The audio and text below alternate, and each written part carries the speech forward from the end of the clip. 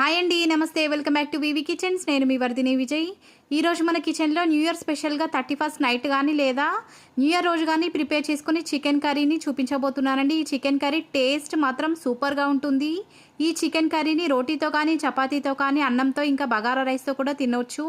ఎలా తిన్నా కూడా ఈ చికెన్ కర్రీ టేస్ట్ మాత్రం అద్దిరిపోతుందండి. మనం ఎప్పుడైనా చికెన్ని తినేటప్పుడు దాంట్లో ఉన్న పీసెస్ కోసం చికెన్ని తింటుంటామండి. ఈ చికెన్ని మాత్రం ట్రై చేస్తారంటే దీంట్లో ఉన్న సూప్ కోసం మాత్రమే ఈ చికెన్ మొత్తాన్ని కూడా తినేస్తారండి. అంత టేస్టీగా ఈ చికెన్ కర్రీ అనేది ఉంటుంది.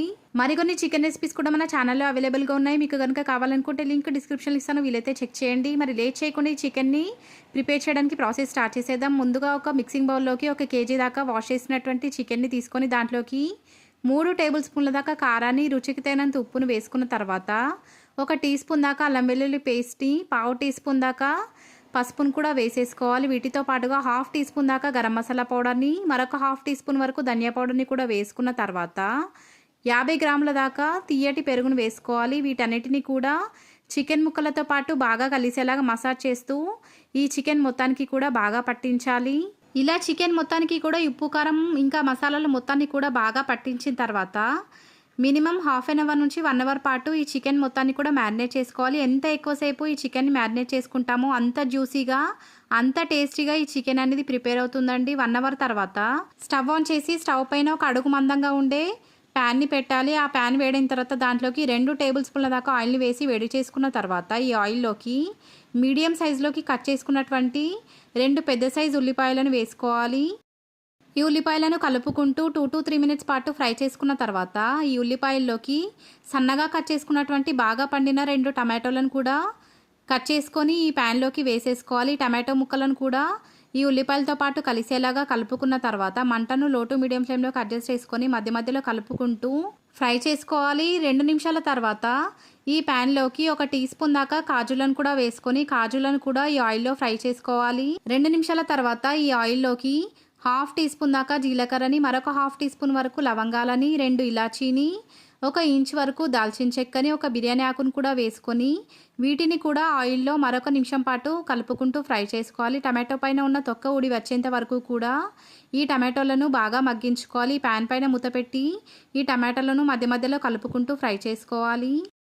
2 నిమిషాల తర్వాత స్టవ్ ఆఫ్ చేసేసుకొని ఈ టమాటో ఇంకా ఉల్లిపాయల ముక్కలు మొత్తం కూడా రూమ్ టెంపరేచర్లోకి వచ్చేంత వరకు కూడా వెయిట్ చేసి వీటిని ఒక మిక్సీ జార్లోకి వేసుకొని ఫైన్ పేస్ట్ లాగా ప్రిపేర్ చేసుకొని పక్కన ఉంచుకోవాలి. ఇప్పుడు ఇదే ప్యాన్లోకి గంట నుంచి మ్యారినేట్ చేసుకుంటున్నటువంటి మ్యారినేటెడ్ చికెన్ మొత్తాన్ని కూడా ఈ ప్యాన్లోకి వేసేసుకొని ఆయిల్తో పాటు కలిసేలాగా కలుపుకొని 5 to 10 మినిట్స్ పాటు మంటను లో టు మీడియం ఫ్లేమ్లోకి అడ్జస్ట్ చేసుకొని మధ్య మధ్యలో కలుపుకుంటూ ఈ చికెన్ మొత్తాన్ని కూడా ఆయిల్లో బాగా ఫ్రై చేసుకోవాలి. ఇలా ఆయిల్లో చికెన్ని ఫ్రై చేసుకునేటటువంటి టైంలో చికెన్ నుంచి వాటర్ అనేది రావడం స్టార్ట్ అవుతుందండి. వచ్చిన వాటర్ మొత్తం కూడా డ్రై అయిపోయి చికెన్ మొత్తం ఆ వాటర్తో పాటు బాగా ఉడికేలాగా ఈ చికెన్ మొత్తాన్ని కూడా ఉడికించుకోవాలి. వచ్చిన వాటర్ మొత్తం కూడా డ్రై అయిపోయి చికెన్ నుంచి ఆయిల్ అనేది పైకి తేలి వచ్చేంత వరకు కూడా ఈ చికెన్ని మధ్య మధ్యలో కలుపుకుంటూ లో టు మీడియం ఫ్లేమ్లోకి మంటను అడ్జస్ట్ చేసుకొని ఈ చికెన్ మొత్తాన్ని కూడా బాగా ఉడికించుకుంటూ ఉండాలి. ఇలా మనం ఉడికించుకుంటున్నటువంటి టైంలోని చికెన్ 80% వరకు ఆల్మోస్ట్ కుక్ అయిపోతుందండి. ఆ తర్వాత మనం వాటర్ ఎక్కువగా వేయాల్సిన అవసరం లేకుండా చాలా తక్కువ వాటర్ వేసినప్పటికీ కూడా ఈ చికెన్ చాలా తొందరగా ఉడికిపోతుంది. ఇప్పుడు ఈ చికెన్లోకి మనం ఇందాక మిక్సీ వేసి పక్కనుంచుకున్నటువంటి మసాలా పేస్ట్ మొత్తాన్ని కూడా ఈ ప్యాన్లోకి వేసేసుకొని మసాలా పేస్ట్ మొత్తం కూడా ఈ చికెన్తో పాటు కలిసేలాగా అడుగు నుంచి కలుపుకొని మంటను లో టు మీడియం ఫ్లేమ్లోకి అడ్జస్ట్ చేసుకొని మరొక 5 నుంచి 10 నిమిషాల పాటు ఈ చికెన్ని ఉడికించుకోవాలి. వీడియోలో చూపిస్తున్నట్టుగా ఈ చికెన్ నుంచి ఆయిల్ అనేది సపరేట్ అవుతున్నటువంటి టైంలో సన్నగా కట్ చేసుకున్నటువంటి చేతి నిండా కొత్తిమీరను కూడా వేసుకొని కొత్తిమీరని చికెన్తో పాటు కలిసేలాగా అడుగు నుంచి కలిపేసుకొని మంటను లో ఫ్లేమ్లోకి అడ్జస్ట్ చేసుకొని మరొక 5 మినిట్స్ పాటు ఈ చికెన్ని ఉడికించుకోవాలి. 5 మినిట్స్ తర్వాత ఈ చికెన్లోకి 1 కప్పు దాకా మంచినీళ్ళని వేసుకొని మనం వేసుకున్నటువంటి వాటర్ మొత్తాన్ని కూడా చికెన్తో పాటు కలిసేలాగా అడుగు నుంచి కలిపేసుకొని మంటను హై ఫ్లేమ్లోకి అడ్జస్ట్ చేసుకొని ఈ ప్యాన్ పైన మూత పెట్టి 5 to 10 మినిట్స్ పాటు ఈ చికెన్ మొత్తాన్ని కూడా గ్రేవీ థిక్గా వచ్చేంత వరకు ఉడికించుకోవాలి.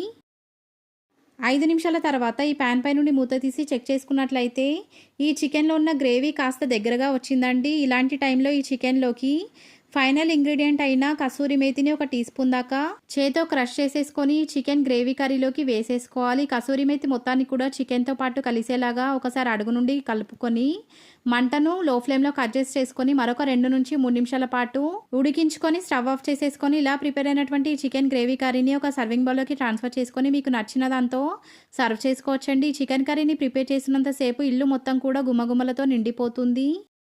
వీడియోలో చూపిస్తున్నట్టుగా ఈ గ్రేవీ కన్సిస్టెన్సీ ఉన్నప్పుడే స్టవ్ ఆఫ్ చేసేసుకోవాలండి. లేదంటే చల్లారిన తర్వాత ఈ గ్రేవీ మరింత చిక్కబడే ఛాన్స్ ఉంటుంది.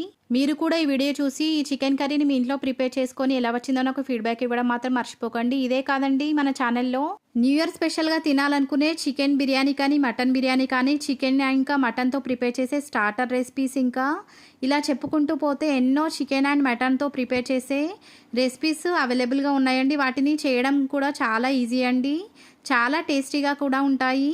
వాటి లింక్ కూడా డిస్క్రిప్షన్లో ఇస్తాను, మీకు వీలైతే ఒకసారి చెక్ చేసేయండి. ఇప్పటి వరకు నా ఛానల్ని కనుక సబ్స్క్రైబ్ చేసుకోకపోతే ఒకసారి సబ్స్క్రైబ్ చేసుకోండి.